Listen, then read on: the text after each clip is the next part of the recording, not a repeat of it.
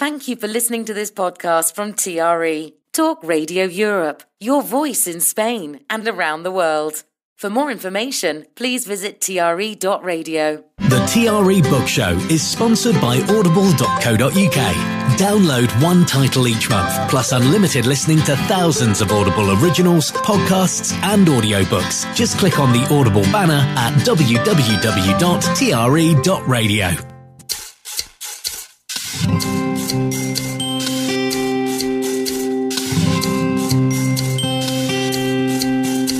The Book Programme, presented by Hannah Murray.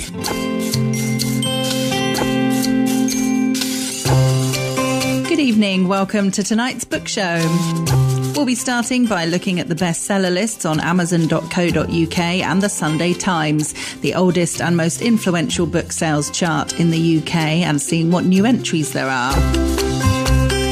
Then I'll be chatting with Chris Berry. He was editor and publisher of the magazines Farming in Yorkshire and Farming in the North for 17 years. He was the ghostwriter for both Joe Longthorne's autobiography, who he also supported on stage, and Bruce Jones's autobiography, who played Les Battersby in Coronation Street.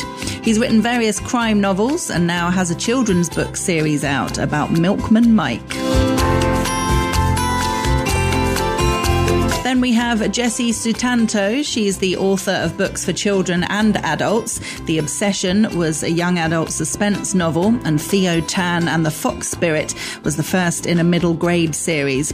She received her master's from Oxford University and grew up in India and Singapore before moving to Jakarta. Her latest adult novel, Vera Wong's Unsolicited Advice for Murderers, is about a 60-year-old self-proclaimed tea expert who becomes an amateur sleuth.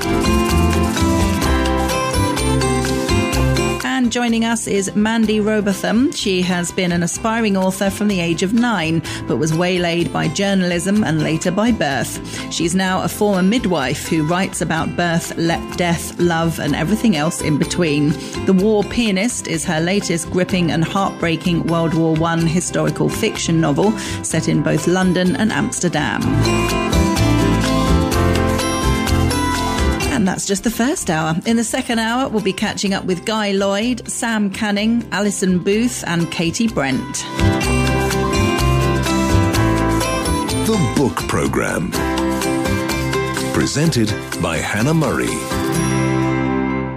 Good evening. As always, we start the show by looking at the Sunday Times bestseller list, the oldest and most influential book sales chart in the UK, and the one that every author wants to be on.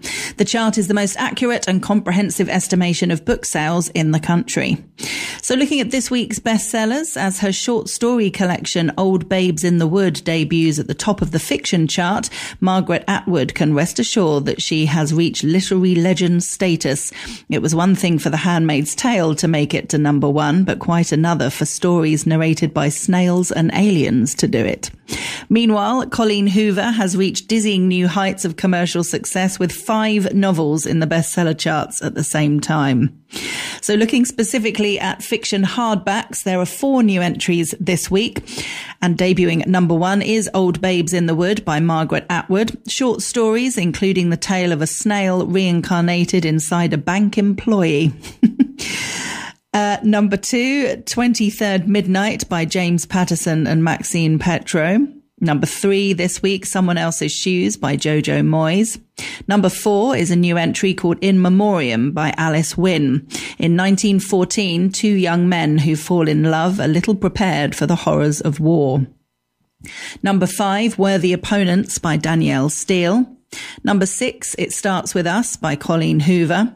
Number 7, The Bullet That Missed by Richard Osman. Number 8, One Enchanted Evening by Katie Ford. A wannabe professional cook steps in to help her mother at a small hotel in Dorset. Number 9, Old God's Time by Sebastian Barry. A retired policeman's former colleagues approach him about an old traumatic case. And number 10 this week is Heartbones by Colleen Hoover. Looking at general hardbacks, 3 new entries from last week. Still at number 1 is Spare by Prince Harry. Number 2, The World According to Caleb by Caleb Cooper.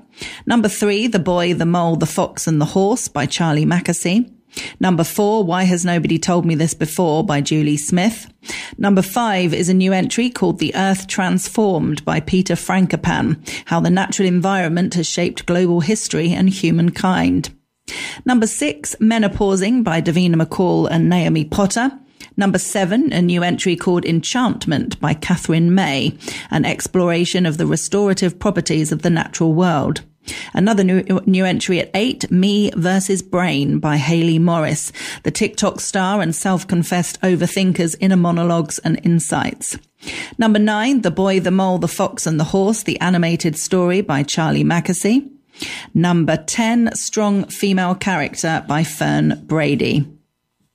Moving on to Amazon.co.uk, still at number 1 is Bored of Lunch, the Healthy Air Fryer book by Nathan Anthony. And still at number 2, Bored of Lunch, the Healthy Slow Cooker book by Nathan Anthony. At 3 this week is Lessons in Chemistry by Bonnie Garmus. Number 4, How to Kill Your Family by Bella Mackey. Number 5, The Dinosaur That Pooped Easter by Tom Fletcher and Dougie Pointer. Number 6, Atomic Habits, the life-changing million-copy number 1 bestseller by James Clear. Number 7, The Definitive Guide to the Perimenopause and Menopause by Dr. Louise Newson. Number 8 is The Keeper of Stories by Sally Page.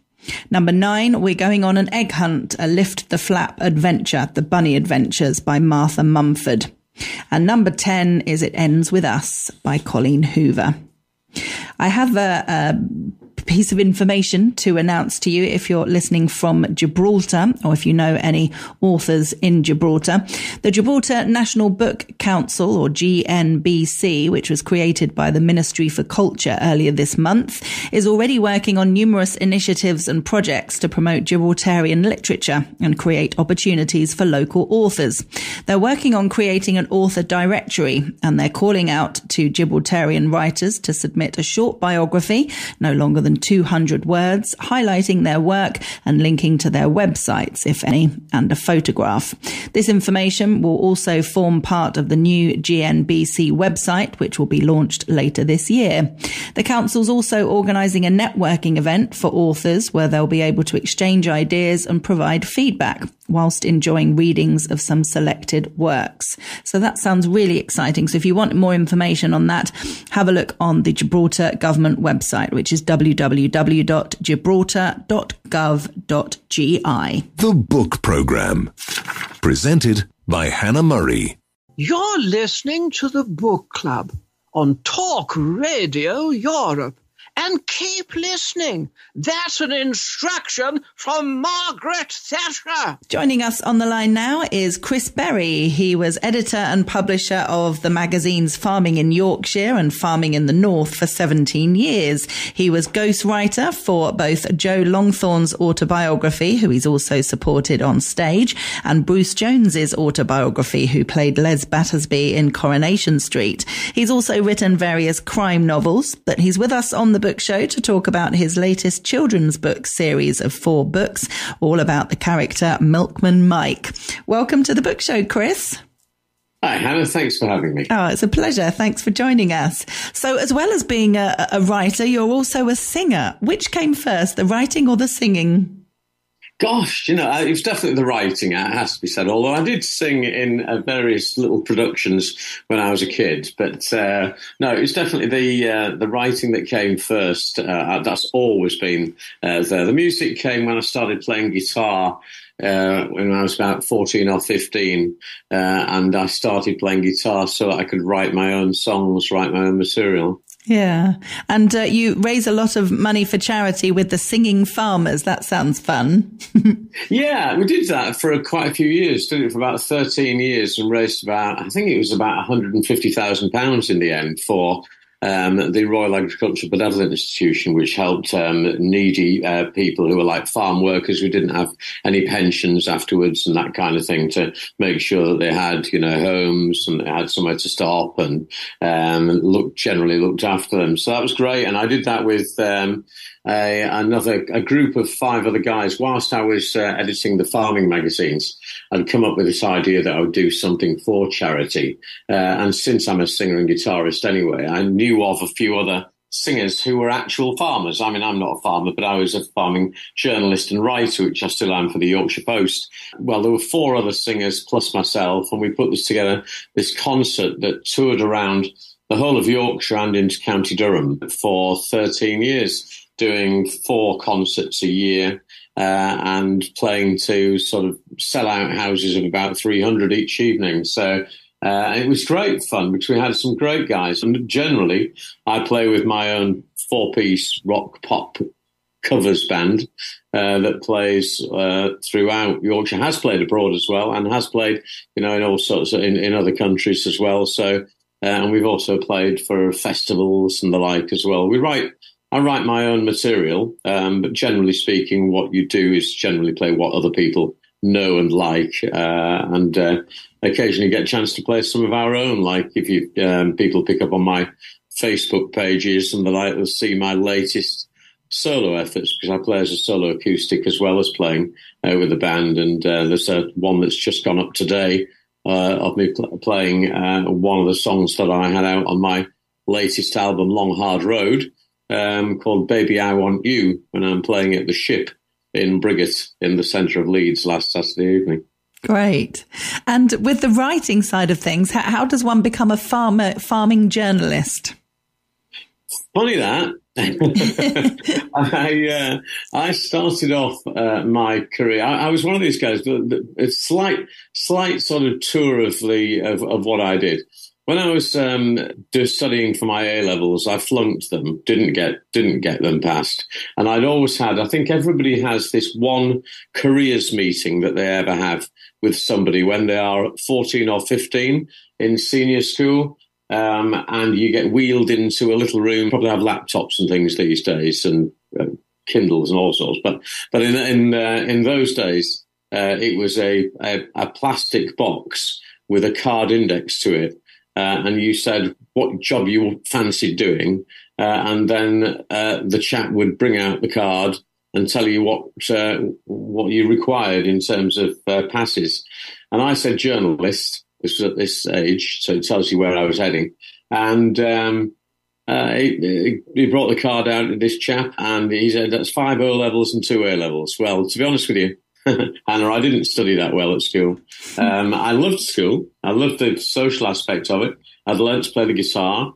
I was always good at the 3 R's, reading, writing, and arithmetic. And I was one of those guys who thought that, well, look, I know what I've got with all these things. I don't really need all these other things, do I? And so I enjoyed life. Because I've got a bit of the gift of the gab anyway, then I think people saw me as a bit of an orator anyway. I was always doing the pieces to, assemblies or with the drama side. And I ended up being head boy of Mallet Lambert High School, even without any qualifications, which was quite amazing, really. Yeah. And really, basically what happened from there was I went into accountancy first for about 18 months because I was good with figures as well. But I got so bored with that. And it was also at the time when Monty Python were about.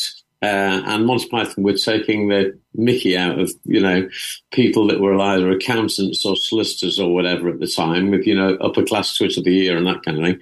And Ministry of Silly Walks and all that.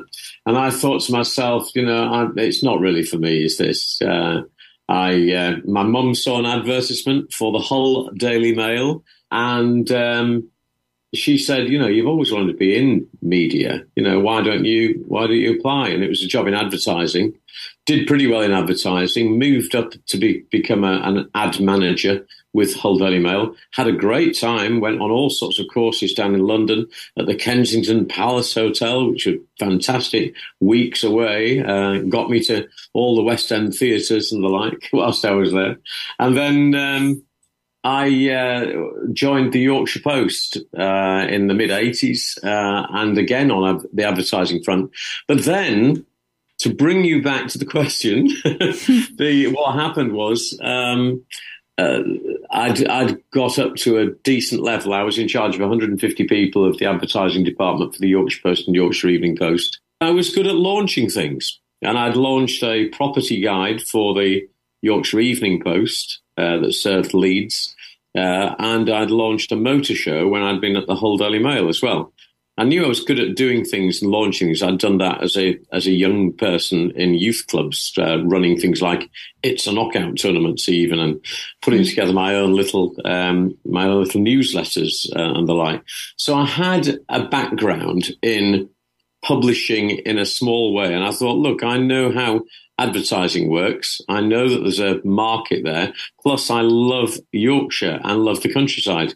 And my granddad was a market garden farmer producing potatoes and tomatoes. So I had a little bit of background rurally that way. My dad was director of Northern Dairies and became managing director of Dale Farm, home on Spalding Moor and Northallerton, and also involved in travelling to Belfast, Brussels and London just about every week for many years, and was quite high up in that. So I had an inside track as to what was happening in the dairy industry. So I had some business interests, I had some farming interests, and I'd also seen the Yorkshire Post's, what the Yorkshire Post had done for farming and agriculture at the time. And I thought there's a market there to do a magazine specifically for the rural areas of Yorkshire. And so I launched Yorkshire Farmer whilst I was at the Yorkshire Post, and then subsequently left the Yorkshire Post to set up my own publishing operation, and ended up publishing a magazine called Farming in Yorkshire, glossy full-colour magazine, for about 15, 17 years. Also another magazine called Farming in the North for Northumberland, County Durham and Cumbria and the border counties of Scotland. And then another little magazine, which was a used machinery guide for farming. And then a couple of rugby league magazines and a few other on-contract magazines for people as well. So did all that, and then after a while sold my main farming magazines back to the Yorkshire Post. And ever since then, they launched a separate section of the Yorkshire Post on a Saturday called Country Week. And I've been writing in that ever since that started nearly 20 years ago. Great. So how did the books come about then, the autobiographies with Joe and Bruce? Well, the autobiographies were the first thing. That was when I went freelance. I decided that was still right for the Yorkshire Post every week, but also, look at doing other writings as well. I'd already got work with another magazine, and I decided I was going to do a series for the Yorkshire Post magazine that also comes out on a Saturday with the paper, on legends, basically, from Yorkshire who were involved in the entertainment world, musicians, singers, whatever. And my very first one that I went to do was Joe Longthorne. And Joe is from Hull as well, just like me. And Joe was one of those guys that I'd known. We were around the same era, obviously, and I'd always fancied interviewing him. So I tracked him down. He lived in Blackpool with his partner, Jamie. And I went over to do an interview with him on the basis that it was, at the time, he was celebrating 40 years involved in the entertainment world. And as I'd done the story about his 40 years, I was sat around his fireplace near the seafront at Blackpool. And there's Joe to one side, there's me in the middle, and there is a chap called Chris the Greek to my side. And he's like Joe's minder at the time. And Joe just happened to say across to Chris, he could write the book. And at the end of it, when Jamie had come back, because he'd been out at the time, I said to Jamie what had happened. I said, look, there's been talk of a book. I said, I do get many people mention about having their books written and me perhaps doing them. I said, I would be interested if you're interested. And that's how it came about. And so Joe's book, I spent best part of 6 to 9 months, sometimes with him on the road, sometimes at his place in Blackpool, I found that going to Joe whilst he was on the road, and so that's what we did. And I followed him to wherever they were going to park up, because Joe came from a Romany travelling family and loved nothing more than travelling from gig to gig in a kind of Winnebago, rather than going into a hotel, but generally in a Winnebago. And so I would park up wherever they were going to park up, and I'd pop in, and then, he'd be having a lager or something like that, and I'd just interview him. But I knew that was a good time of day to get in. So that's how that came about. And as a result of doing Joe's book, sold somewhere in the region of 15,000 copies in hardback, which is, very good going these days for hardback sales. So, and did really, really well. And then I went on tour. I'm very fortunate that because I do play and sing, Joe invited me on tour with him. So I did a couple of years with him on tour as his support act. And then on top of that, I did various other gigs with him over the next 4 or 5 years, which was a brilliant thing for me to do. So that was Joe. And then I did Bruce Jones's book after that, because all of my books are published through the publishers Great Northern Books, and they've done some fantastic work. Really, really have. David Burrell, who is there, is just an amazing guy for getting everything together, and Roger Arnold, who does a lot of the work too. Bruce Jones came up as well. That was another one for me to do, and that was an interesting one. But Les Battersby from Coronation Street.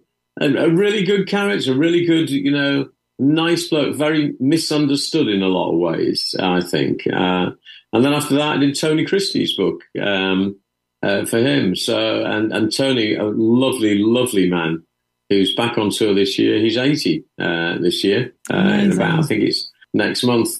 His was a delight to do, and his lovely wife, Sue, as well. So, and Tony used to live in Spain for many years, before he came back over to the UK again, when it all kicked off for him again, when Peter Kay mimed to Amarillo on his Phoenix Nights programme, and then everything sort of went big for Tony again. He ended up being number one in both the album and the singles charts at once for several weeks, which was an amazing renaissance to his UK career, even though Tony, as you'll know, has had a very good career on the continent for many, many years. Yeah. So tell us about Milkman Mike. There's 4 books in this series. What made you want to write a children's series? Funnily enough, I had my crime thrillers that I've been doing for the last few years that feature rugby league as a backdrop to them, and a bit like Dick Francis for horse racing. That's how I based those. I'd done those, and they were going really, really well. And then my daughter got married last year, and my son, Russ, my eldest son, I've got 2 sons, Russ and Stuart, and my eldest son, Russell, who lives in Australia, had come back from Australia, and he happened to say to me, Dad, when are you going to get these Milkman Mike books published? And the idea was, you see, I originally came up with these books, not as books, but as just bedtime stories, when my children were little. So the stories have been written for quite a few years. And I'd come up with them originally because in the same way that there's, Postman Pat and Fireman Sam, I thought to myself, well, I'll come up with another character.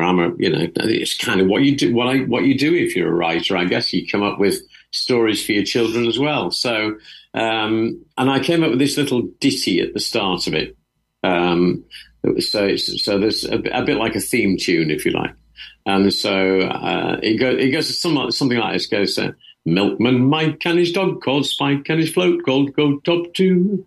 With his pasture right, he brings them to me and to you, bum bum. And so I'd start off each evening with this little song. We didn't do it for, masses of times.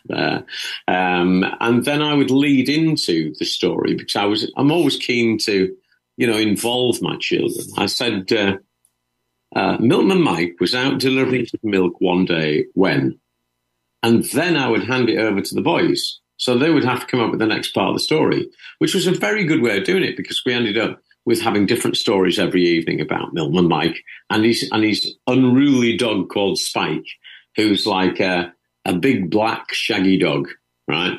So and quite he's if you like, Milkman Mike is the straight guy to Spike's efforts, and Spike is your typical kind of naughty dog that goes running off and takes a football from children that are playing and noses it around a bit, and then unfortunately what happens sometimes with a football when a dog gets hold of it happens, and then we had another one where it was the Milton Mike and the fire engine, and Spike ends up in a tree, so the firemen have to come and help him down. They're all gentle stories that are based around, stories for anywhere between 3-year-olds to 7-year-olds, so that 3 and 4 years old, they'll be told the stories by the parents. By the time they're 5 or 6, they should be able to be reading those stories. And so there's a sort of natural progression of them. And that's what I'd thought anyway. And so Russell had come back and said, when are you going to get these done? And I'd been thinking about it for a while. But then I thought, well, the good side of doing them now was that we've just come out of COVID. Well, COVID had been a time when farm shops and village shops and corner shops had come back into vogue because people didn't want to be in the big places. And so all the smaller shops and the like had come back. And the milkman had come back because I don't know whether you remember, but of course, in the 70s or 80s, we all had our milk delivered. Yeah. And we all had a glass bottle on our doorstep that next morning, but you'd all have your milk delivered. And it was pretty much that way for about 85% of the whole of the UK. Well, actually, that went right down to about 3% just a few years ago now. But the renaissance of the milkman has happened a little bit. I'm not saying we're going to get back to anything like what we were, but the combination of people wanting things delivered locally once more, a little bit more, and also the David Attenborough Blue Planet program, which outlined the use of plastic and it going into the oceans and the like. Therefore, a lot more people realised that glass would be good, and therefore also that buying local would be good as well. And so, I thought the time was right to go for it. So I mentioned it to Great Northern Books, and I said, what do you think? And then I needed, and they said, great. And then I had to get hold of an illustrator. And I'd had one through my farming contacts, a lovely lady called Linda Mellin, who's a fantastic artist. But she said to me, Chris, I can't believe I'm going to have to tell you this, but I'm going to have to turn you down because I've just got so much work of my own on that I know that I won't be able to do it for you. So I said, well, that's okay. In the meantime, coming back to my daughter's wedding, Caroline, once I'd mentioned to her about the books, she said, oh, well, Nikki is here, I said, who? She said, Nikki Mills. And Nikki Mills was at university with my daughter at York St John Uni and is a children's illustrator. Who knew? Anyway, I certainly didn't. And so I got together with Nikki, who found out we had a connection anyway. It turned out I'd interviewed her father some years before because she's from a farming background as well. It's funny how things work out.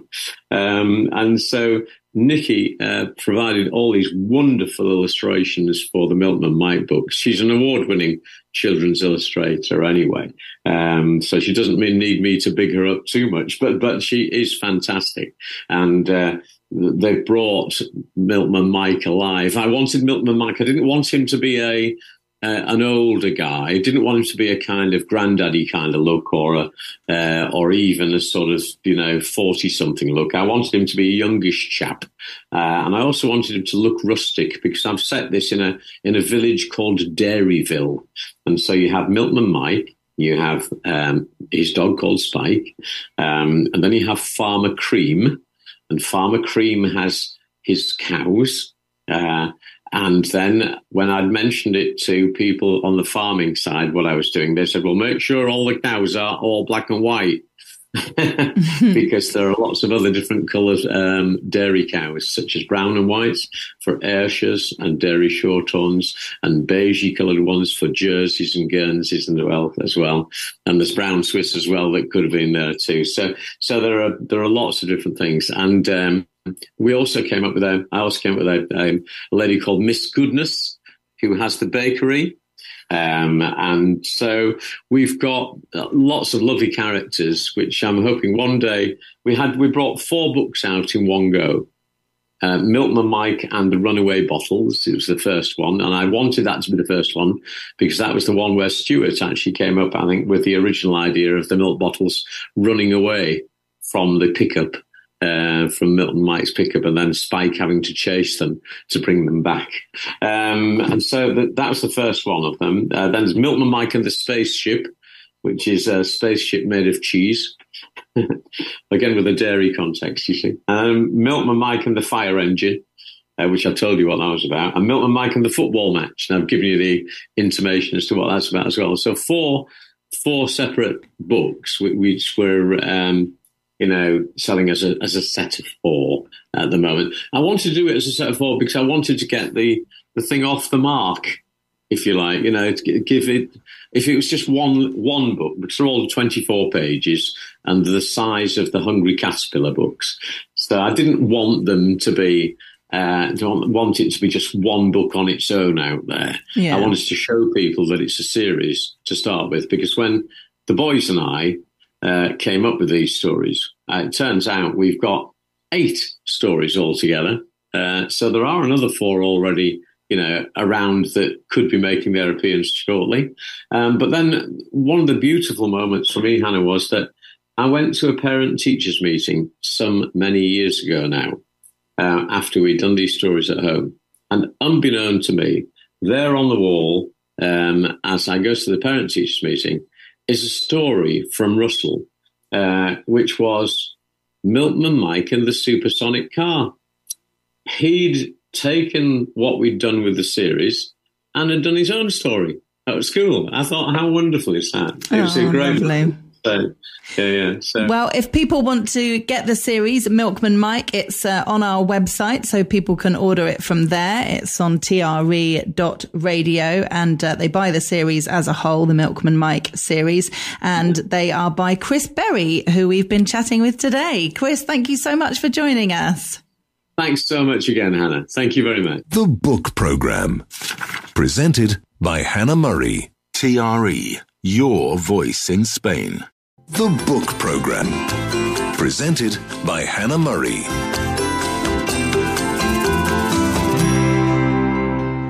Joining us on the line now is Jessie Sutanto. She's an author of books for children and adults. She's the author of The Obsession, a young adult suspense novel, and Theo Tan and The Fox Spirit, the first in a middle grade series.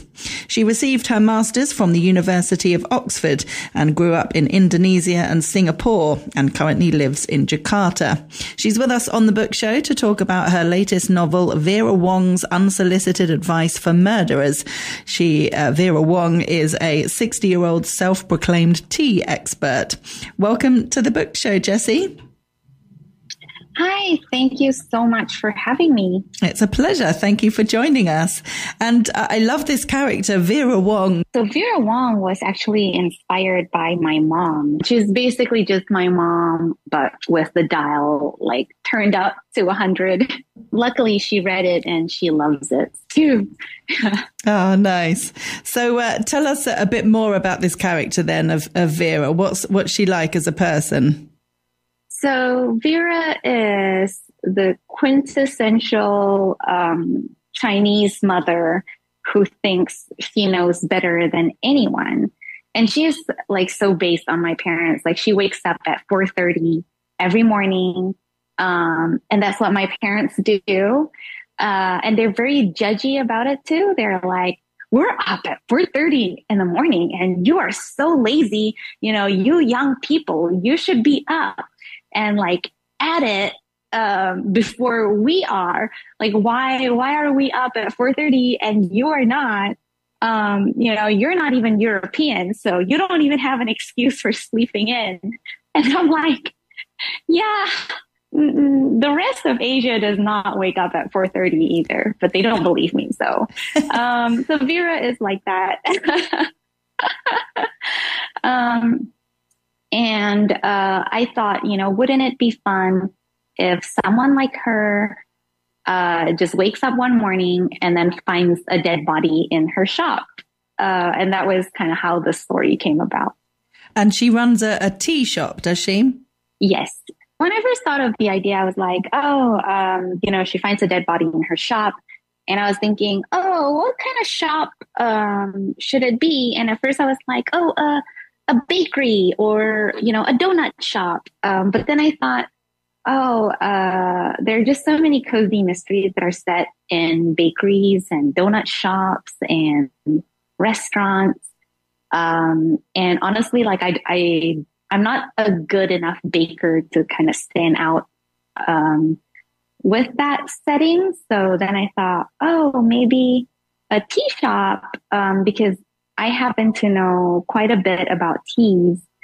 And I kind of just based it on like a lot of tea shops that I've been into where they're kind of really sad because you see signs that they used to be vibrant and popular, you know, decades ago. And then now they're kind of just falling into pieces and they're kind of forgotten by everyone else.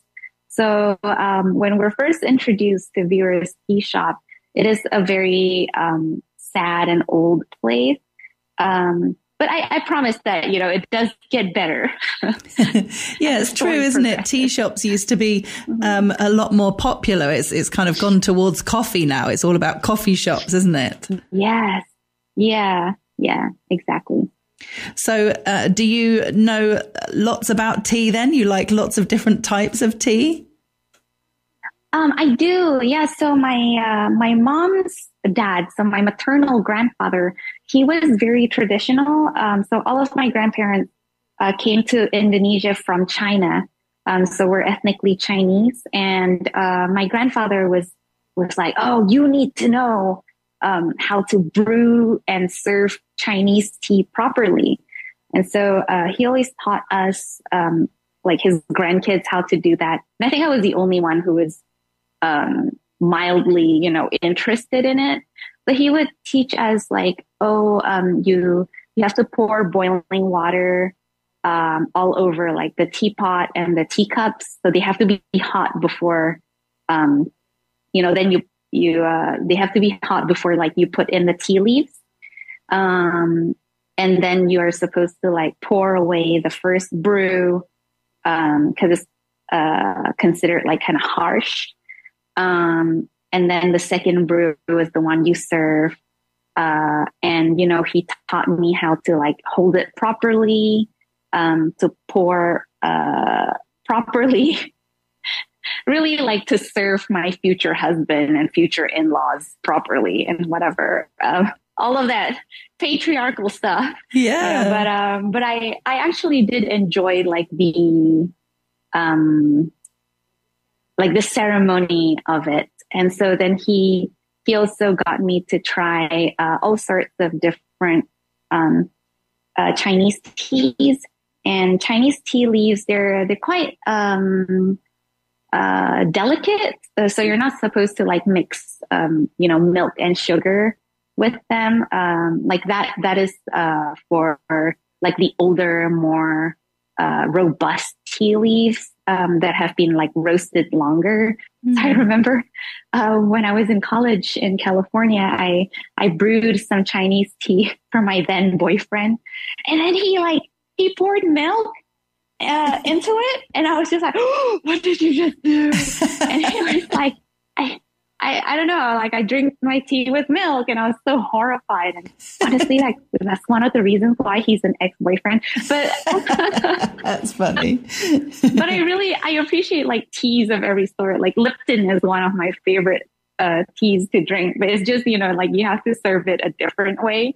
So I was like, oh yeah, I love tea and I know a lot about tea.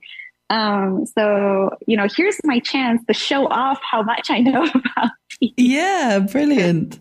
One thing that really annoys me, if you're out in a cafe or a restaurant and you order some tea and it comes with a pot, so often, and it can sometimes be in really nice restaurants, and it drives me mad. You go to pour the tea and everything goes everywhere. It doesn't pour correctly. All the liquid goes down underneath the pot and then goes all over the table. And I'm like, yes, how do people have these in restaurants and cafes? I don't get it. Yeah.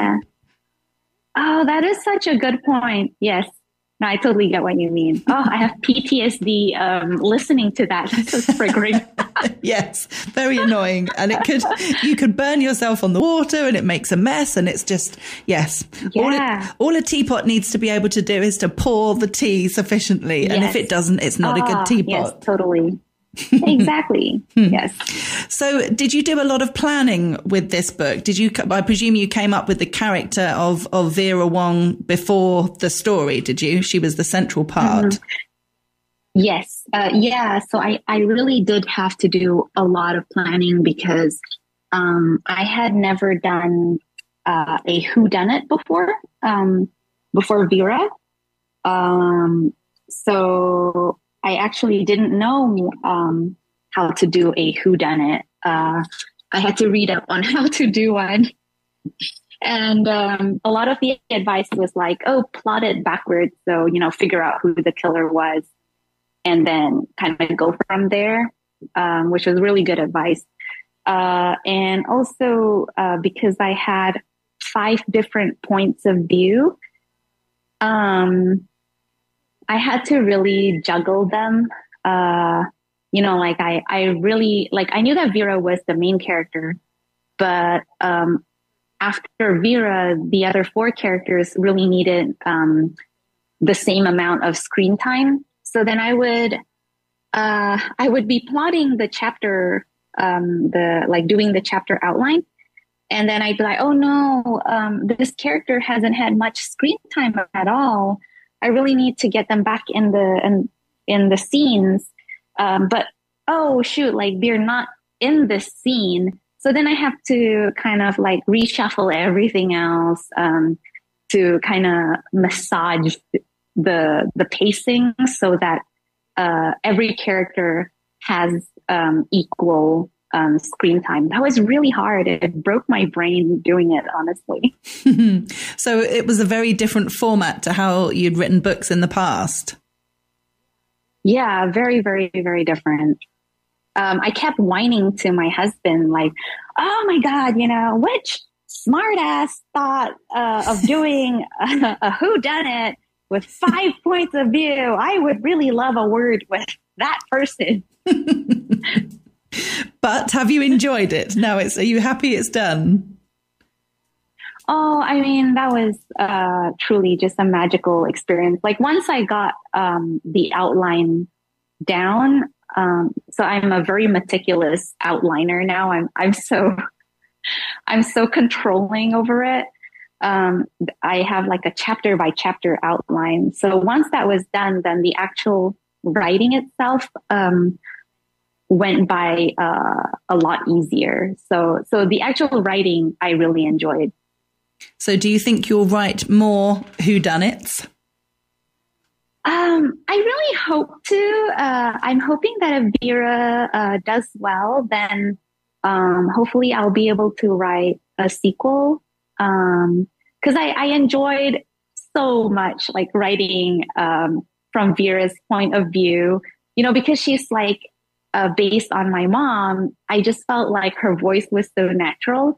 For example, Vera thinks that drinking cold water is really bad for you because it will freeze the fat in your arteries and give you heart disease.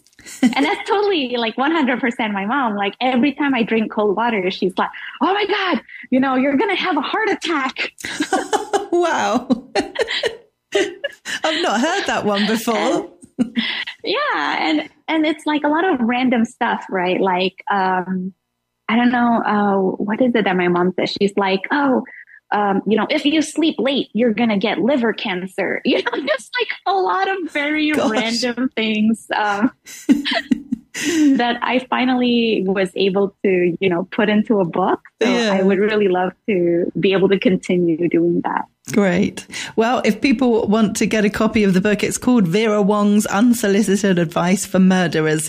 It's available on our website, tre.radio, in the bookshop section, and it's by Jessie Sutanto, who we've been chatting with today. Jessie, thanks so much for joining us. Oh, thank you so much for having me. This was so fun. The Book Program, presented by Hannah Murray. Joining us on the line now is Mandy Robotham. She's been an aspiring author from the age of 9, but was waylaid by journalism and later enticed by birth. She's now a former midwife who writes about birth, death, love, and everything else in between. She's with us on the book show to talk about her latest gripping and heartbreaking World War II historical fiction novel, The War Pianist. Welcome to the book show, Mandy. Thanks very much for having me. Oh, it's great to have you with us. So how long have you been working on this book for? Well, probably it usually takes me about 8 months in total. So at the moment I write around one book a year. Takes me a good couple of months for research and a visit to wherever I'm going to go. In this case it was Amsterdam. And then you usually write for sort of 5 or 6 months, and then there's an editing process. So all in all, about a year total. And you've been to Amsterdam, as you say, doing lots of research, haven't you? Yes, yeah. So I pick out all my spots beforehand. I research where I need to go, want to go. But other than that, it's just a lot of walking the streets, looking at the old buildings, noting down which buildings were built when, whether they were there during the war or not, looking at old maps and old photos. So yes, a bit of detective work, really. And this particular book is about female spies, isn't it, behind the scenes in the war? It is. I'm a little bit fascinated by spies and spying, particularly women, and there are a lot of them in the war, very successful women as well. So did you know a lot about female spies and things that they got up to before writing this book and before doing the research, or did you really find a lot out for the book writing? I knew some, but I did actually delve into a lot more as I was writing it. So I tend to read a lot of biographies, and there are a good few of female spies. Some of the more famous ones, like Violet Szabo, a lot operated in France, so that the more famous ones that we know operated in France. But yeah, I wanted to take it a little bit elsewhere. So some of it's based on fact, some of it's transported to a different place, bits and bobs you glean from one woman and then you meld it into another, but that's the beauty of fiction. And what's the significance of The Pianist? The Pianist is actually nothing to do with music. It is the name given to the radio operators who sent out the messages. So there was banks and banks of women, most notably at Bletchley Park. That's the one people most know of. But all over the country, all over Europe, in the field sometimes. And they were called pianists because they had to be very nimble with their fingers, had to be very, very quick, so that the radio transmission wasn't detected by either the SS, the Gestapo, or the German military intelligence, the Abwehr. So there are two main spies in your story, Marnie and Corrie. Tell us about them. So Marnie is a very... you wouldn't class her as a spy if you saw her. She's quite timid. She's lived a very closed life, not by choice, but sometimes by fate. She's on her way to being a spinster in her early 30s, which we wouldn't consider these days to be old at all. But in the 1940s, that was considered to be quite old for a woman not being married or having children. And so the war has some way it made her life a little bit more exciting because she works at the BBC, and so she's much more in demand. But even so, she's feeling that life is passing her by. She gets drawn in by a process of fate and fortune to being a pianist for a Dutch special operations executive agent called Willem. Or the other. So he then entices her he asks her, and she does it quite willingly, to send messages to the Dutch resistance in Amsterdam, which was very, very small at the time. We think of the resistance organisation as being quite large, but in fact, in the early stages of the war, there were just handfuls of people, particularly in Britain, working to build up the Dutch resistance all over Holland. And is the idea that you wanted to make them quite different, these women? I did, but I wanted them to be connected by a thread, and that thread is invisible. I wanted them somehow to have a relationship across the airwaves while knowing not much about each other. And so the connection is the airwaves, but it's also the connection is Willem, being Dutch but working in London. And did you write kind of one story and then the other story, or did you write the whole thing chronologically? I write usually chronologically. I have an A point where I start and a B point where I end.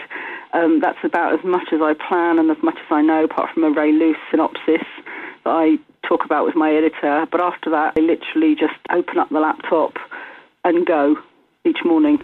I'm not a big planner. There's two types of writers, usually. One is a planner and the other one is a pantser, flying by the seat of your pants.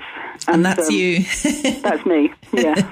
Well, wwhatever works. You just have to find something that works for you. I've tried planning. It doesn't work for me. It works for a lot of other writers, but not for me. Yeah. So I'm a pantser through and through. And do you kind of commit yourself to writing for a certain amount of time at a certain amount of time every day? I'm pretty slow to get going in the morning. I've got a dog who demands to be walked before that. I'm not an early riser. I really take my hat off to some writers who can get up and do their words by 10 o'clock in the morning. So I'm usually, by mid-morning, I'm writing, and I'm quite strict. I give myself a good, I need to reach about 1,000 words a day. Some days you don't quite manage that. Other days you might do a bit more. But that's my kind of schedule I need to keep to in order to keep to my deadline as well. Yeah. And how much time are you generally kind of planning the next book? Do you like to have a break after each book, or are you straight into the next one? No, they usually overlap, actually. I'm usually getting all my resources together, books, names of films, things like that. As I'm finishing one, then my head's already into another. So at the moment, I'm just finishing book number 7, but I'm all just starting to plan for book 8 as well. Oh, gosh. Usually working on 3 at once. You're doing the press and publicity for one, or the marketing for one, while you're editing another and writing another at the same time. Wow, that's impressive. Do you not get confused? I do sometimes, yes. I have to check which era I'm in. Oh, wow. So is the next book something completely different? The next book is actually going post-war. So we're leaving war behind. We're going to 1946 Hamburg. So, and there's a character from my book 3, which was called The Berlin Girl, and she's a journalist, and so she was pre-war, and now she's going to be transported into post-war for a slightly different take on the post-war era. Okay. And where did your interest in history come from? Ironically, I didn't study it at school very much. I did love it, and I've always loved it. My partner really loves history. We've always had lots of history books in the house, documentaries, that sort of thing. I don't know. I just love the idea of being immersed in someone else's life. It's more about people. I'm very much into the life and the day-to-day life. Where do people shop? Where do they do their washing? How do they clothe their kids? Who looks after the children, that sort of thing. I like social history more than the grand scale of politics. Yeah. And is it more 20th century history, would you say, that you're interested in? Yes, I'd really quite like to write something about 17th century. Maybe that will come one day, I don't know. But I'm also very enticed by the 1960s as well. It's an era I love to write about, the 1960s. And so hopefully I'm going to do a bit more of that as well. Great. Well, in the meantime, if listeners want to get a copy of The War Pianist, it's out now and available on our website, tre.radio. It's by Mandy Robotham, who we've been chatting with today. Mandy, thanks so much for joining us. Thanks very much for having me. TRE. Talk Radio Europe.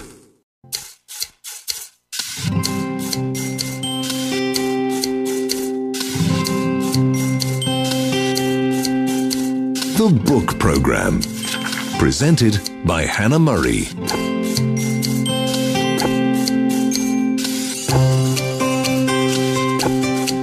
Good evening. Welcome to the second part of tonight's book show. In the first hour, we heard from Chris Berry, Jessie Sutanto, and Mandy Robotham. In this hour, we'll be catching up with Guy Lloyd, the international sales manager at Penguin Random House. He's worked in publishing for over 36 years. He joins us once a month to talk all things books. This month, he's talking about World Book Day, which was earlier this month, the most borrowed library books in 2022, a decline in children reading, and some new books that have been announced for publishing this autumn.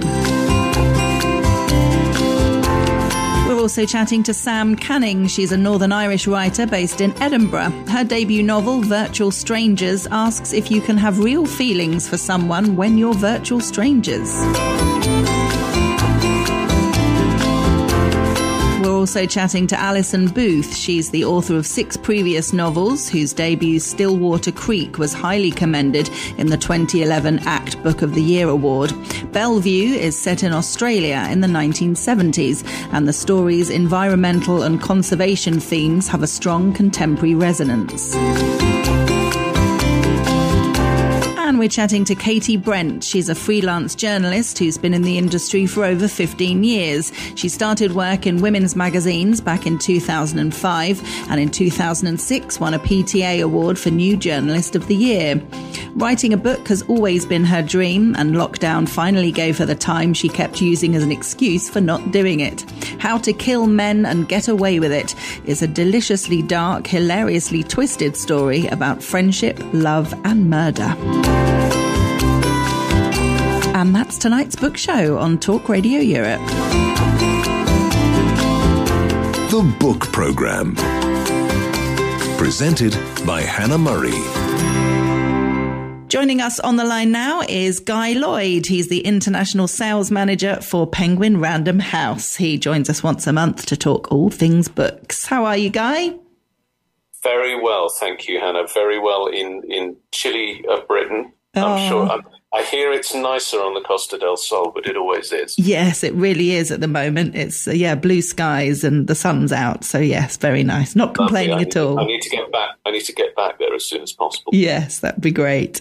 So, since we last spoke, we have had World Book Day, beginning of March, an important day for books, for book lovers, for readers, for writers, for publishers. What does it mean? What's the point of World Book Day, do you think? Well, I think World Book Day, Hannah, is firstly, it's a promotion for the book industry. It started in the mid-90s, in 1995, internationally.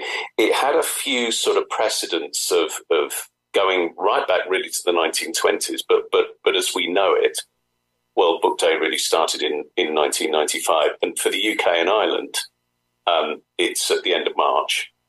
And a former boss of mine had a lot to do with it, which a woman called Gail Rebuck, who was at the time the CEO of Random House, which was pre the merger with Penguin. She is now Baroness Rebuck in the House of Lords, but she really was a leading light in getting World Book Day, as we now know it, off the ground. And what World Book Day does is it's a series of activities to promote reading, particularly in schools. A lot of staff who work in the publishing industry, including from my company, get involved. They go into schools. They start talking to the kids. They will read with the kids. And it also raises money for charity. And of course, as every parent will know, kids now dress up. So there's a lot of parent pressure to dress up 1 million Dumbledores and Harry Potters every year. I'm gutted I missed that. I'm gutted that wasn't around while I was at school. I think both me and my mum would have loved that. That would have been great. Yeah, I'm quite pleased. I have to say that I missed all that.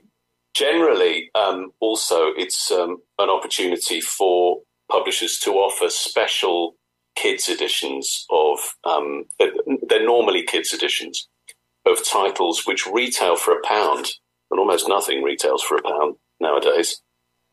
And those books are published in the week of World Book Day, and they're always at the top of the bestseller lists. I'm sure you've already done the bestseller list, and all those World Book Day titles are right up there. And in fact, the leading one, the Marvel Spider-Man Pocket Guide, sold 51,000 in the week of World Book Day, which was about 2 or 3 weeks ago. And 11 of the titles sold more than 25,000 in the week.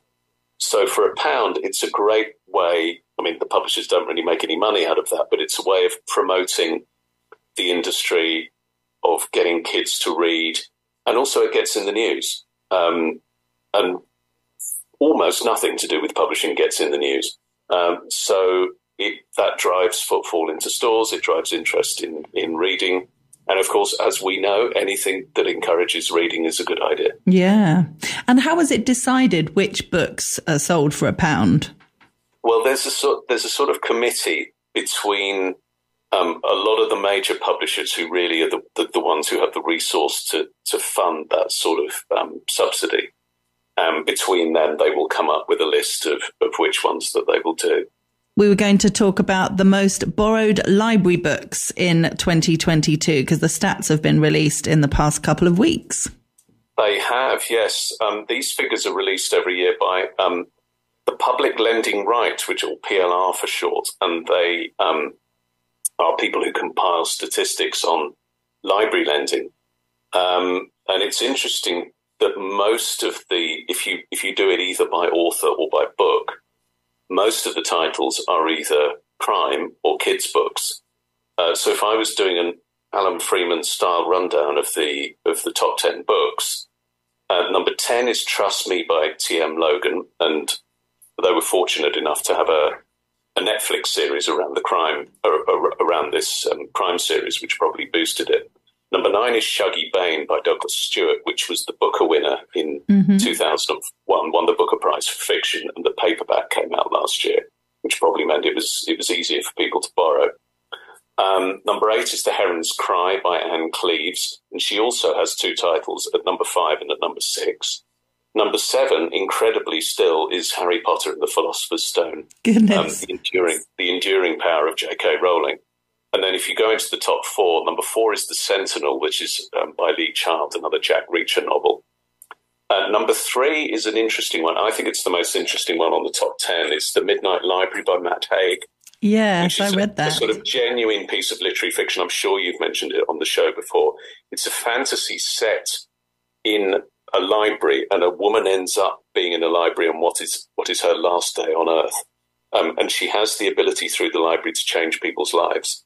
That came out a couple of years ago and is at number 3.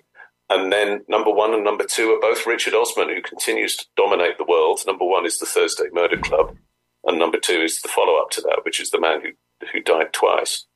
And if you look at it by author, it's a slightly different picture because, of course, a lot of authors have been prolific and published great series of titles, so those people tend to be at the top.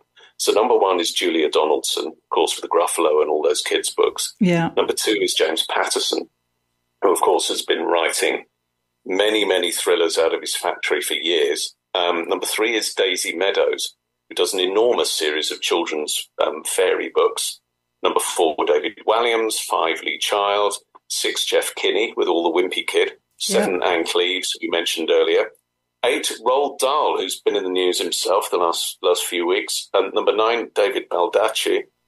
And number 10, Adam Blade. And if people aren't familiar with Adam Blade, fantasy and sci-fi is a really, really popular area of publishing. And if you do get a series that works, boy, it does work. The people who are fans of those series and are authors really are super fans. And he has a fantasy series called Beast Quest, which is a whole series of books, and that's good enough to get him into the top 10. So it's interesting. I mean, thank God for libraries. They've been starved of funding really for about 13 years. Many now are run by volunteers, and they tended to be one of the first things that was cut in the age of austerity that we've really had since 2010. And it's sort of a chicken and eggs situation, which is very sad because, I mean, I mentioned the PLR who gathered the data. It is true that fewer people visit libraries than used to. But actually, if you underfund something and it becomes worse, then clearly it's not going to be as attractive for people to go to. So it's a self-fulfilling prophecy. Yeah. And of course, libraries themselves have changed over the years. It's now not just about books. It's probably as important to go to a library if you don't have a computer or you don't have access to IT, to visit the screens that a library offers. And also, rather sadly, many people in the UK visited a library in the last year purely because it was a warm space. So it does have very many functions. And so I'm giving a shout out for libraries. We need them, and I really hope they continue. Yeah, definitely. Gosh, that is really sad that people were going there because it's a warm space. That's heartbreaking, isn't it? It's tragic. Yeah. And yeah, it does make sense. People without access to computers and the internet would use libraries more. You know, a lot of information can be found online. And if people are wanting information on things, you know, Googling instead of needing, obviously having that facility in the library is fantastic. But if you've got it at home, you wouldn't need to go to a library. And at the same time, buying books, you know, if people can afford to buy their own books, they're more likely to buy them instead of taking them out from a library. But we used to do that all the time when I was younger. It's so weird to think that people don't do that now so much. Well, I was exactly the same, Hannah. I mean, I first went to a library in 1968 when I was 4, and we used to go as a family. We used to go up there once a week, and we had a local library, even though the place where I lived was it was a sort of glorified village just outside Greater London. The M25 almost goes through it now. And as I say, we went up there every week and habitually borrowed books, but that led to a love of reading, and it didn't stop us buying books as well. In fact, it encouraged it. So I think one perpetuates the other. Yeah. And an interesting thing going back or linking to World Book Day, there's actually been a decline in children reading, according to the latest figures. Yeah, this is rather concerning. It's figures released from an organisation called the National Literary Trust, and that is a charity who provides an annual survey into children's reading. There is some good news in that reading was the only subject that saw improvement levels go up in 2022. So, as we know, education is part of reading is part of the Department of Education's Key Stage testing, and you get tested at Key Stage 2. And 75% actually achieved the standard. 75% of children between 8 and 18 achieved the standard versus 73% in 2021. So the good news is that children's standard of reading is a bit better. The bad news is that reading for pleasure is at the lowest level for children for 18 years. And again, this is kids from 8 to 18. Fewer than 50% said they enjoyed reading. And that percentage really goes up for children who are in poverty or on free school meals. And 1 in 15 children don't own a single book. So linking that back to World Book Day and the ability to provide book tokens, which the National Literary Trust does, the idea of being able to buy a book for £1, really is something that is designed to appeal to exactly these sort of children. It's the 1 in 15 that don't own a single book. What's the cure for that? The cure is the measures I've just discussed under World Book Day. Also, more participation in things like World Book Day. I mentioned earlier about there is a great amount of pressure on children to dress up in costumes and to get their parents to help them. And that's expensive, and it can be expensive in a time of austerity, particularly. So the idea is to make World Book Day accessible to everybody with ideas for low-cost costumes, or maybe costumes that can be swapped, almost like in the way that there are clubs for school uniforms, where school uniforms get handed down.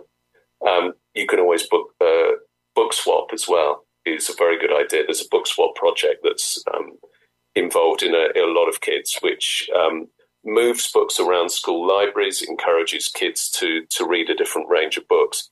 So the situation isn't lost, but it's worrying to see the direction of travel at the moment. Yeah, but it sounds like there's loads of opportunities and options out there for kids and families that maybe don't have as much money as others. That sounds really positive. Well, I think it is, and I think it sometimes comes down to a culture, Hannah. It's whether there is a culture of reading at your school or in your household, because it is possible to get access to reading either for free if there is still a library near you, or through schemes like this where you can go to your school library, or there are charitable or low-cost initiatives like World Book Day. So I think it's making children aware of that. It's making families who maybe don't think about reading part of that, and to make them aware that this is a relatively low-cost form of entertainment, as well as an important educational tool as well. I mean, clearly, if you can't read, you're not going to get very far at all. Okay, and there are some new books announced for the autumn that sound exciting. Yeah, I've picked out a couple. It's sort of the time in the spring where a lot of books start to get announced for the autumn season, which, as we all know, that run up to Christmas is crucial for all parts of retail, and book publishing is no exception. So one is called A Stroke of the Pen, The Lost Stories, and it's the lost stories of Terry Pratchett. And this is going to come out in a really nice-looking gift edition on the 5th of October. And these stories were written before Terry Pratchett was well known as a writer. He was a writer in the 1970s and 80s for a local newspaper. And he used to write under a pseudonym called Patrick Cairns. So, which then begs the question, so how do we know they were written by Terry Pratchett? And as we know, Terry Pratchett fans are super fans. And there were a few who dedicated themselves to finding out more about Terry Pratchett's life. Sadly, he's no longer with us. He died a few years ago. And they through their research, they alerted the Terry Pratchett estate, who manages all the publication of the books and reissues that still goes on. They alerted them to the fact that these stories may exist. And fans went through old newspaper libraries. They went to extraordinary lengths to uncover these stories, but these are bona fide Terry Pratchett stories. So this whole collection will be published on the 5th of October. And the second one is a book by Peter Kay. And I picked it out because most people will know Peter Kay, stand-up comic actor. And indeed, he holds the Guinness World Record for the most number of tickets sold on a stand-up tour. So when he started touring again in 2007, and in fact, he's touring again now, but his 2007 tour sold 1.2 million tickets. Gosh. I mean, those are sort of rock star proportions. And he was performing in rock star venues. This is sort of the Wembley Arena and the GMEX and the Manchester Arena. He was filling them out night after night. And I remember when his first autobiography came out, because a lot of celebrities now do more than one. And It was called The Sound of Laughter, and it was published when I was working at Random House in the autumn of 2007, and it was an absolute phenomenon. It is still the biggest selling hardback autobiography since records began. We sold over 1 million copies, which is absolutely stratospheric. I mean, we've sold an enormous amount of a lot of people like Paul O'Grady, really popular entertainers, but nothing quite touches the volume that we sold of Peter Kay in 2007. So what this book is not quite an autobiography, but it's a 40-year journey through Peter Kay's TV career, because actually he started out working at Granada TV as a T-boy, and then, of course, gradually he appeared on the other side of the camera as his stand-up routine got more famous. And then people will know he started to develop his own sitcoms. There was the quite culty one, which was Phoenix Nights on Channel 4. And then he's gone through Max and Paddy, Car Share, which was on mainstream BBC TV. So he's gone to from being a T-boy to a stand-up to a national treasure now. But to say that's eagerly anticipated in the industry is something of an understatement, bearing in mind the sales of the first book. So it'll be very interesting to see how that does in the autumn. But that is a pointer for a Christmas present. That will be unwrapped on Christmas Day in millions of households, I'm sure, up and down the UK. Yeah, definitely. Well, exciting stuff. Is there a title for that? Is there a title? Yes, it's called TV, Big Adventures on the Small Screen, and that's published by HarperCollins in September. Okay, great stuff. Guy Lloyd, thank you so much. Lovely to chat with you. If people want to find out more about Penguin Random House, they can look you up on Google. There's obviously a website so people can see all the books that you have coming out at the moment, and obviously find out information on how to contact you if they're looking on getting published themselves, because there's all sort of strict guidelines, aren't there, on how to do it. It's not a simple email, hello, please publish my book. If only it were that simple, but no, there are protocols involved, because otherwise I think it would be something like a Blue Peter appeal. We'd just be sitting in a studio or a big room with piles and piles of stuff and manuscripts. So no, please go through the proper channels, any aspiring writers. Great. Well, Guy Lloyd, International Sales Manager for Penguin Random House, thank you so much for joining us, and we look forward to catching up with you again next month. Always a pleasure. Thanks so much, Hannah. The Book Programme, presented by Hannah Murray. Hello, little Alan Bennett here. If I'm not writing books, then the thing I like most is listening to the book club on Talk Radio Europe. Fancy. Joining us on the line now is Sam Canning. She's a Northern Irish-born writer based in Edinburgh. She's with us on the book show to talk about her debut novel, Virtual Strangers. It's described as a modern You've Got Mail meets the Flatshare. Welcome to the book show, Sam. Hi, Hannah. Thank you very much for having me. It's really nice to be here. Oh, it's great to have you with us, and congratulations on your debut novel. Thank you. I still can't quite believe it. It's been about a month now since it came out, and I'm still pinching myself.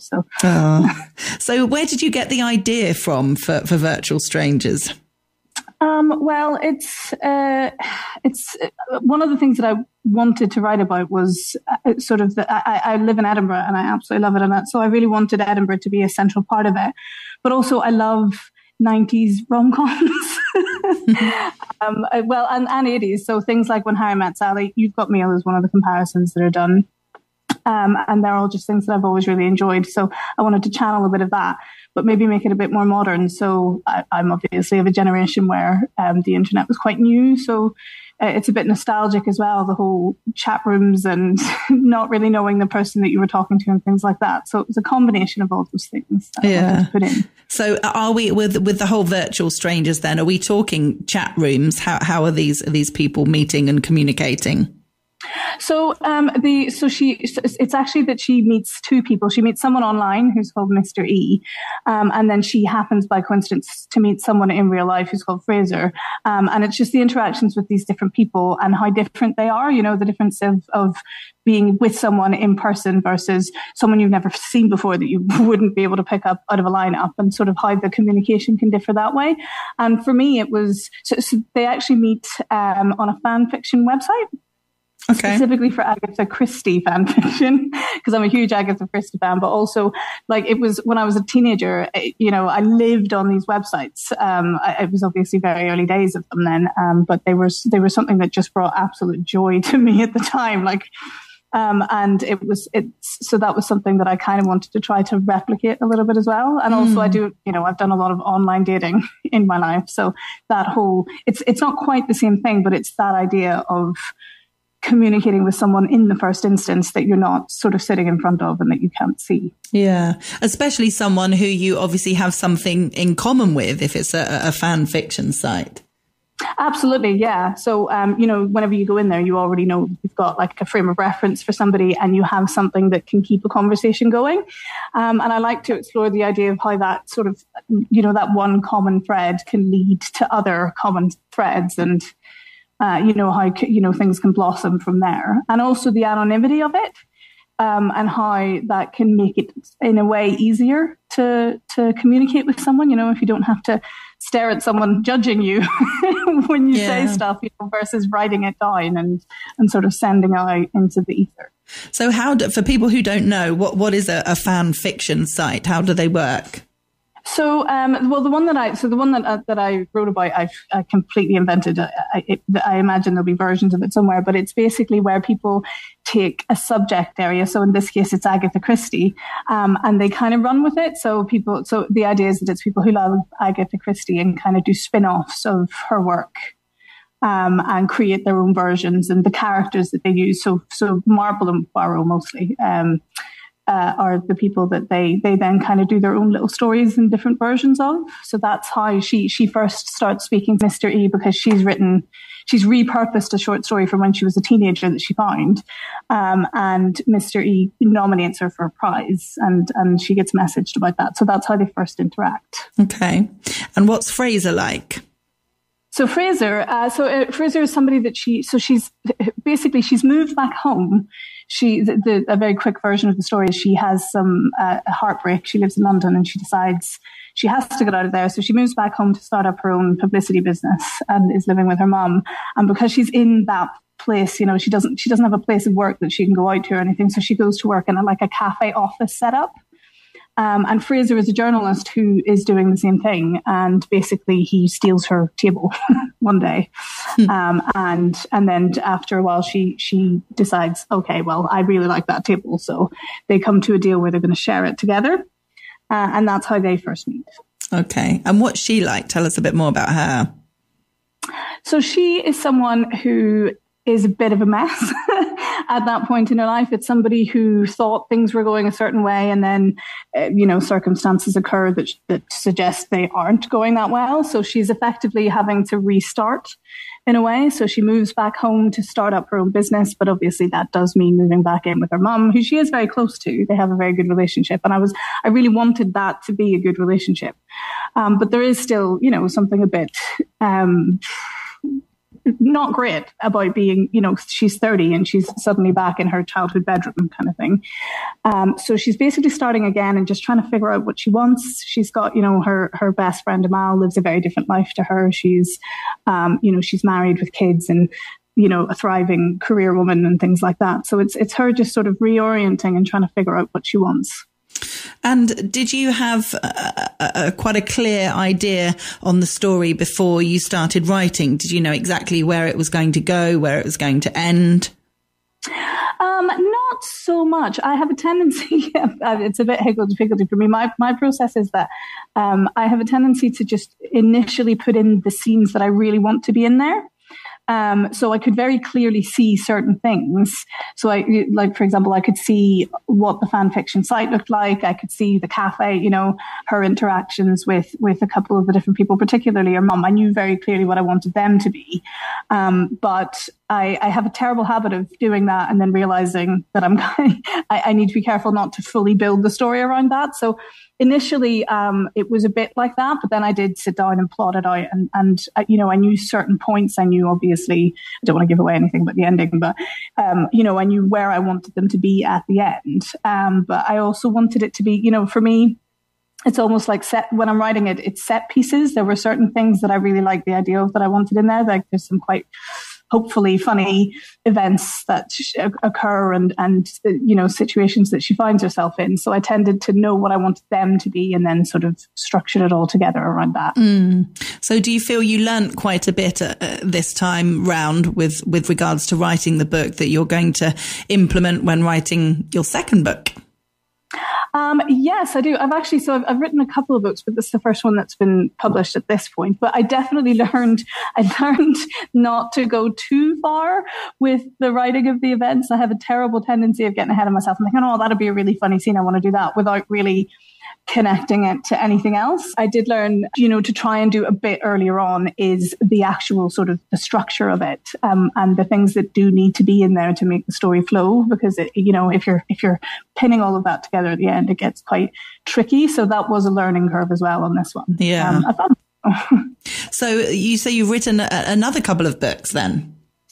So they may never see the light of day, but I actually, maybe for the best. I actually, because I took a class for a long time, as a way to sort of it was something I really wanted to do, was to the actual act of learning how to write a book, you know, and the things to consider and things like that. So that was also quite a steep learning curve. But that meant that, so they're kind of almost,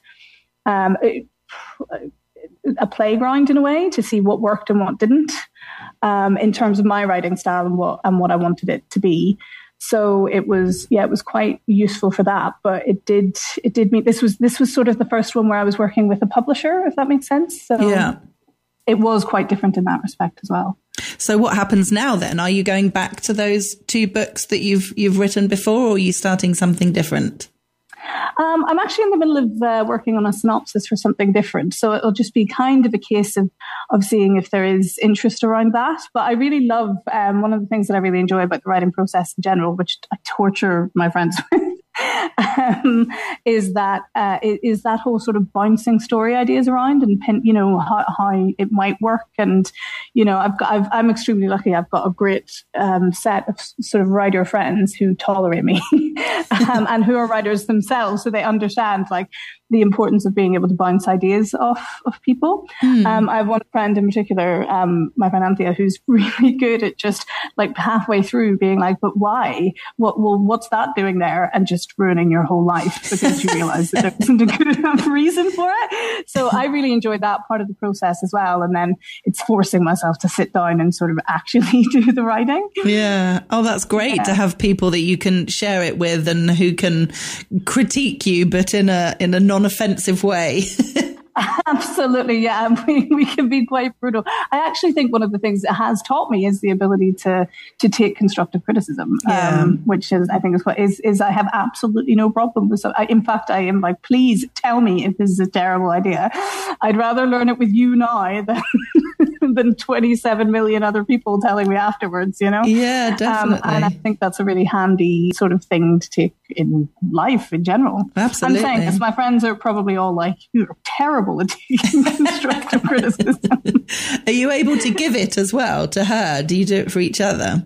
Yeah, absolutely. There's a couple of us in sort of this in the circle, and that has been a really nice thing. And it's actually something that I would encourage anyone who's writing to do, is, you know, try to have a group of people who you know are going to be honest with you and who can be, you know, you can be honest with. Because the other thing is obviously everything's subjective, not objective.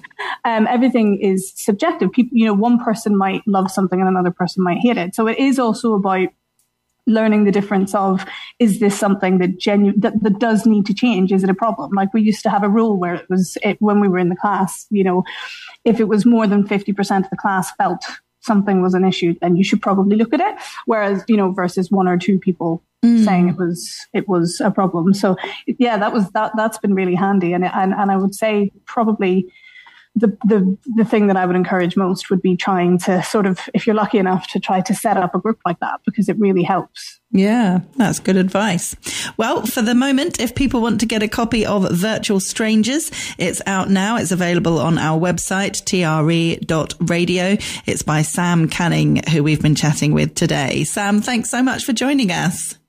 Thank you so much, Hannah. This has been really lovely. Thank you for the opportunity of speaking to me as well. The Book Programme, presented by Hannah Murray. Talk Radio Europe. The TRE Bookshow is sponsored by audible.co.uk. Download one title each month, plus unlimited listening to thousands of Audible originals, podcasts and audiobooks. Just click on the Audible banner at www.tre.radio. The Book Programme, presented by Hannah Murray.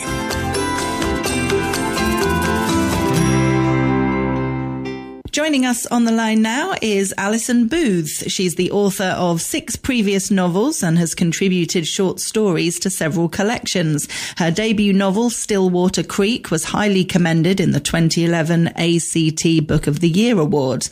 She's with us on the book show to talk about her latest novel, Bellevue.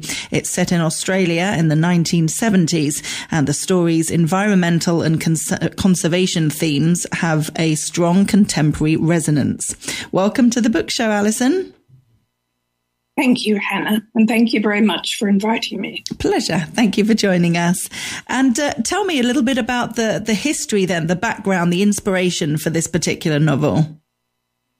The book is set in 1972, and 1972 was a really important time in Australia, and especially in New South Wales. In Australia, it's important because it's just as Australia would come out of the Vietnam War, and also because it was the beginning of the environmental movement that resulted in something called green bans. And I wanted to set it in that period because the main character is somebody who was very active in the first of Sydney's green bans. She was one of what's called the original battlers for Kelly's Bush. And probably most of your listeners won't know what a green ban was in Sydney. It was when the New South Wales Builders Labourers Federation said that they wanted their labour to be used only for socially worthwhile buildings, which was a pretty dramatic thing for them to announce. And all this happened at the time when there was a huge amount of demolition of old buildings and new projects being built in Sydney. And how it worked in the case of the battlers for Kelly's Bush was that the Builders Labourers Federation invited any resident action groups to contact them if they felt that an area needed saving. And then the Builders Labourers Federation might agree if they felt that there was sufficient support on the part of the community. And so basically they would withdraw their labour for it. And the battlers for Kelly's Bush was the first of these green bans. And it was very important because it saved a beautiful area of parkland that had been given to the public, not to developers, had been given to the public for parkland.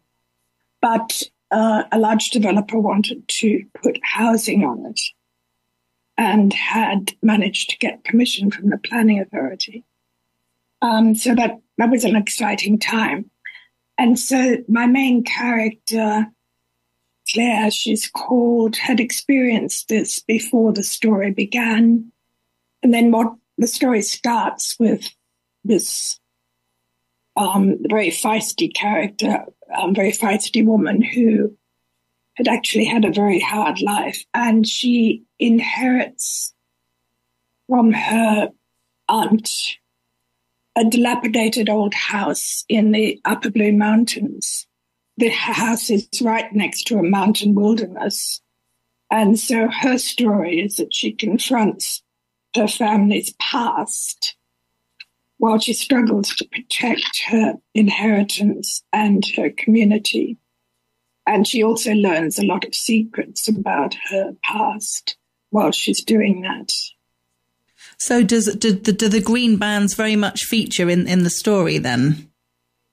They don't. They were just her past experience. There is not an actual green band in the story. It's her background. And at one point in the book, they think that could be something that they could bring into action, because at one point in the book, when things are looking really bad for preserving the wilderness, they toy with the idea of approaching the Sydney-based Builders Labourers Federation.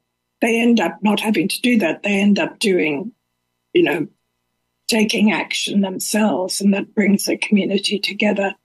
So that the green bands are really just the background to the book. Okay. And regards to the characters then, and more of what happens in the story, is it like a family drama, would you say? It depends on how you define the family.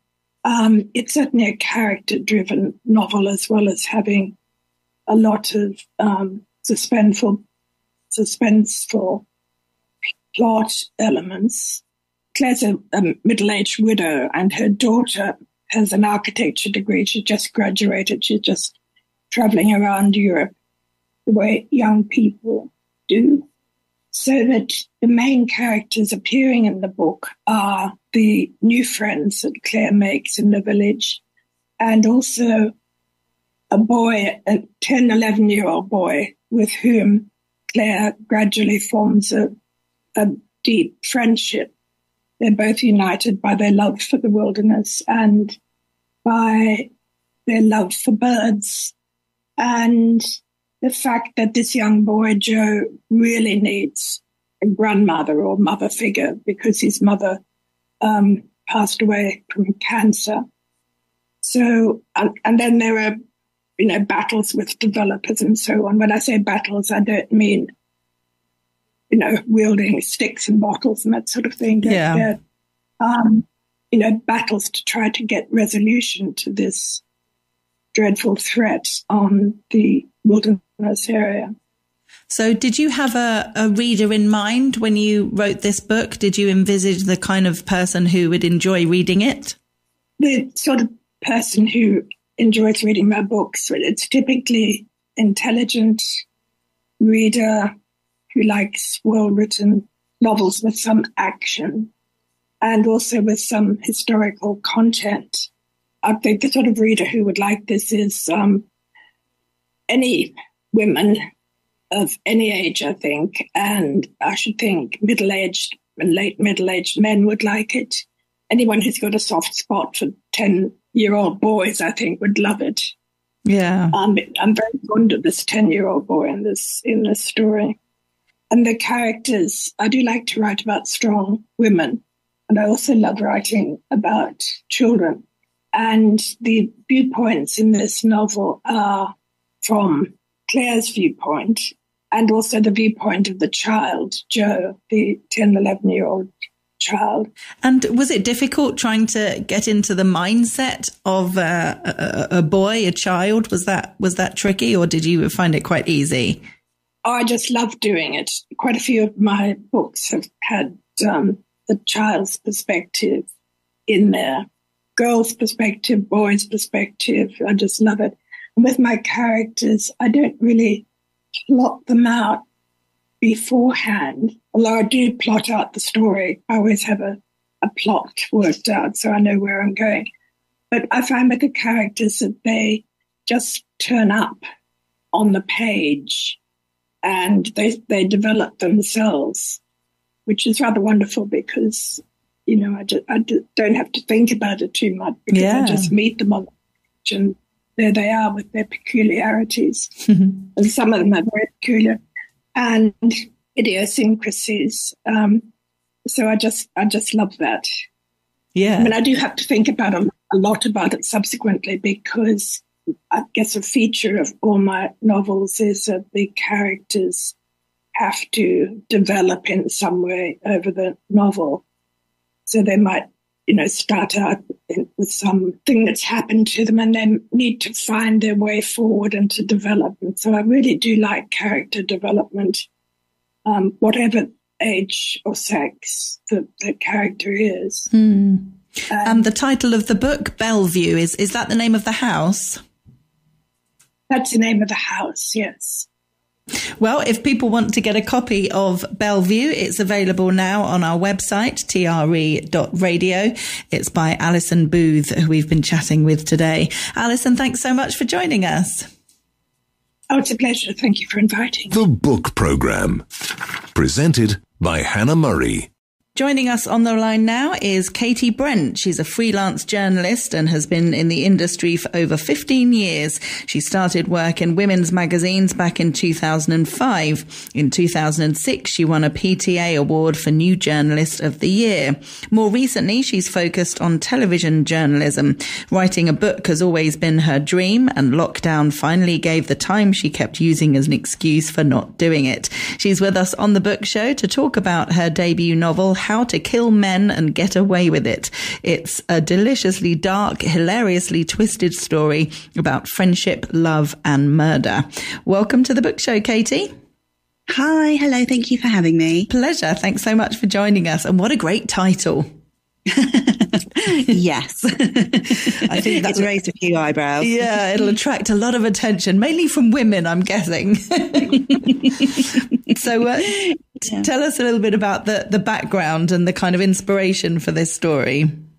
It was something I started quite a while ago, back in 2018, as sort of, I'd started doing an online writing course with Faber Academy. I had this sort of loose idea that I wanted to do something with a very strong female protagonist who wasn't maybe not particularly likable. The initial idea that I had was that I wanted to do something that was almost a kind of stabby Sex in the City. That was the sort of elevator pitch I went to when I enrolled on this course. And it just sort of evolved from there, really. The initial idea of it was going to be a lot more sort of tongue-in-cheek than it actually ended up being. Just sort of while I was writing it, the landscape just sort of evolved, particularly during, I guess, sort of over lockdown, which is when I got a bulk of it written. There were a lot of very upsetting news stories that were coming to my attention, lots of rates of domestic violence going up. And obviously we had quite a few horrific murders where men had gone out and hurt women. So it became more serious as I was working on it, the storyline. So that was sort of how it was born, really. So tell us about your main character, Kitty Collins. So when we first meet her, she's a social media influencer and an heiress. She is very disillusioned with her life at this time. She thinks there's more to her life, and her life's work needs to be more than, I think she says something along the lines of just posting aesthetically pleasing photos on Instagram. So she's very bored with her lot, and she accidentally kills a guy who has been trying on with her in a bar. On the way home, she sort of falls into killing men and decides that is her calling in life. Not all men, just predatory, dangerous men. Have to say that. She discovers that is her sort of her niche in life, is to basically get justice for women where justice has failed them, I guess. So how does she do it? She uses Tinder to find some of them. She sort of scours news sites as well to find any men that may have slipped through the net. She is heiress to very fortunately actually for her, she's heiress to a meat production sort of empire. So she's got a lot of abattoirs and meat processing plants at her disposal. So without giving too much away, they come in very handy for her when she's trying to get rid of those pesky bodies. So does anybody know what she's doing? She thinks she's been very careful. I have had a few people sort of comment that there doesn't seem to be much CCTV going on in London where this is based while she's on this murder spree. But I think you do have to sort of suspend disbelief while you're reading this book. The murders are quite ridiculous in many senses, but you'll sort of need to read it to get the vibe in that. But she's sort of hiding in plain sight almost. It's, no one sort of will expect this beautiful, famous influencer to be secretly bumping off men and putting their bodies through the mincers. But she does have a stalker, seems to know her every move and begins sort of sending her pictures of the nights of the killings and that kind of thing. And then the stalker lets slip that he knows what she's up to and that she's been killing these people, these men. That then becomes interesting and takes her off on another dark adventure. So does the killing of these men kind of take over her life, or is she leading a relatively normal life aside from the killing? I don't know if it's a normal life, but aside from the killing, she's carrying on about her own life as best she can. So she's still sort of doing her Instagram posts, going to her galas, and she actually falls in love during this time as well, that's actually a big turning point for her, because she decides that she wants to be a better person for her new partner, and decides to hang up her boning knife, as it were. So do you think, aside from obviously the crime she's committing, do you think she's quite a likeable character? Is the idea that people reading the book will like her, or not necessarily? I think she's quite Marmite, and I think that's a lot of the feedback I've got. A lot of people are sort of really rooting for her. I like her. I think when we first meet her at the beginning of the book, she isn't particularly likable. She's very bored and is very privileged, and I think that probably sits not very well with some people, because she has got this extremely privileged life and she's just a bit ungrateful for it, really, because she's so bored. But as the book moves on and we sort of peel back more layers of her character and realize that a lot of her experiences and how she sees the world has been based on traumas in her own childhood and past relationships, I think we see a sort of softening of her. And I think my hope, the impression that the readers have by the end of the book is quite different to at the beginning of the book. She's definitely a character that has a big arc. She's not for everyone. Not everyone will like her. She's very cutting and acerbic, but she's also very human. She's very flawed. There's another sort of, I think the turning point, we've already had one of those. Another turning point is, she makes a really horrible mistake when she's trying to rid the world of one of these men, and it sort of brings everything inside her crumbling down. And I think that is a point where you sort of look at the character and actually see her as she's not just this sort of psychopathic, narcissistic killer. She's got her reasons, and she makes a mistake and it really goes against her entire ethos. And I think that's a point where I would hope the readers sort of do sympathise with her and find her a lot more likeable. And do you think your years working in journalism really helped with the writing of the book? Oh, completely. Yes. I've sort of worked across the board in journalism, really. And I spent quite a long time doing sort of real life stories. So it'd be like human interest stories where I would meet people, talk to them quite often about some pretty horrific experiences, and then rewrite their story sort of in there as if they were speaking. So it would be like a first person piece in a magazine or newspaper. So, yeah, I mean, doing that kind of thing and the people that I was meeting really, it's been a good solid foundation for moving on to novels and longer form work. And now this book is out, has it made you want to write more novels? Oh, yes, completely. I think, as you said, sort of when you were introducing me, I've wanted to write a book since I was a tiny little girl. I was sort of really, really geeky, even in sort of primary school, and had made like a reading club and a book club where I'd get people to write stories and sort of staple them together, so make your own book. So it's been a real dream come true to actually see it out in shelves and people posting on social media and saying that they've seen it and that they've bought it and things like that. So, I mean, I would love to write more. I'd love to write hundreds, really. And have you found your kind of genre, do you think? Are you happy with what you've written and thinking, okay, you're going to write similar books with the same kind of genre, if you like, or are you wanting to explore different things? I think I'm probably going to stay with this kind of, I mean, I found this sort of voice and this sort of style it flowed well for me. And the subject matter is obviously something that I feel quite strongly about. So I've got a couple of things lined up, and they are a similar. There's going to be a sort of feminist writing, women's issues, that kind of thing, but kind of approach from that almost sort of dark humor angle.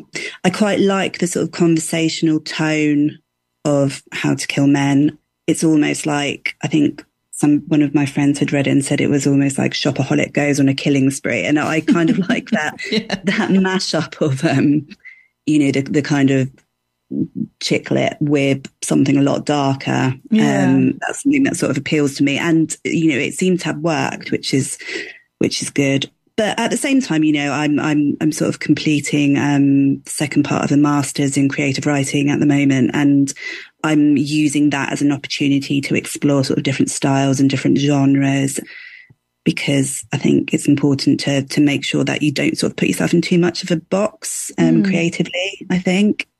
So yeah, a bit of both, I think, is the short answer to that. Great. Well, if people want to get a copy of How to Kill Men and Get Away with It, it's available on our website, TRE.radio, and it's by Katie Brent, who we've been chatting today. I was just thinking, Katie, it's one of those books that if you were sitting on a train reading it, you might get some funny looks. Men will be like, oh my God, I'm not going to sit next to her. Yeah, I was going to say, you'd probably get a few raised eyebrows, but they wouldn't hassle you. So it's that's true. Good. If you want to sort of have some quiet time on the train, it's probably a good one to pick. Yeah, definitely. Good point. Okay, thanks, Katie. Lovely to chat with you. Thank you so much. Bye-bye. You're listening to Talk Radio Europe. TRE, your voice in Spain. The TRE Bookshow is sponsored by audible.co.uk. Download one title each month, plus unlimited listening to thousands of Audible originals, podcasts, and audiobooks. Just click on the Audible banner at www.tre.radio.